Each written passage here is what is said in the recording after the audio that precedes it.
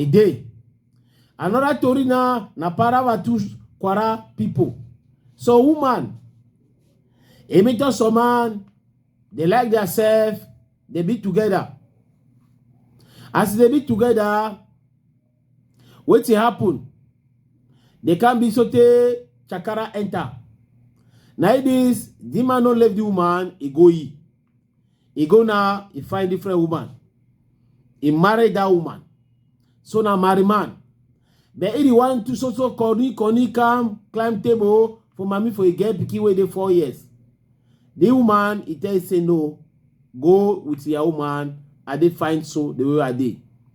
What I know wait to happen, wait to go happen, wait go happen for play where the thing go happen. Where it go provoke the man for the way it go provoke it for the way the provocation carries for the way it go for some high level.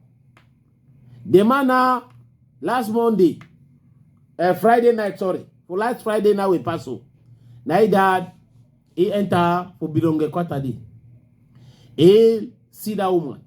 Knock door, the woman open a small door. He enter. He start wahala with the woman. Now Angel. Problem. He been already come ready. He hold knife. He use a knife. He chook Angel. He kwarai. Kill him. Chook and kill him. For before he own get pikin for 4 years. The one know na film na two-way pass for bilongue. If una one call so that way. 4 years small pikin. They see how he chook him mami kill him. And then that way the man he chook that mami. He take knife to he start using for himself. He chook himself with him and then he himself he fall for down.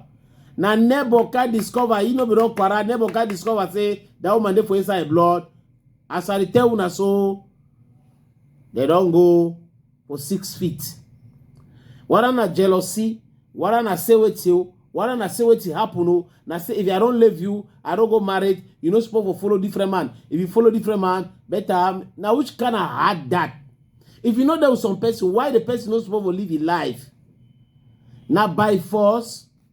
Di palabandolo lamu ese njengelewa, no be by force. If you deal with person, fine. If you decide say no one be with the person, then allow the person for live his life. You take knife, saute, you go choke the person, you quarrel the person. For your pleasure, on a way to, I need to understand the thing.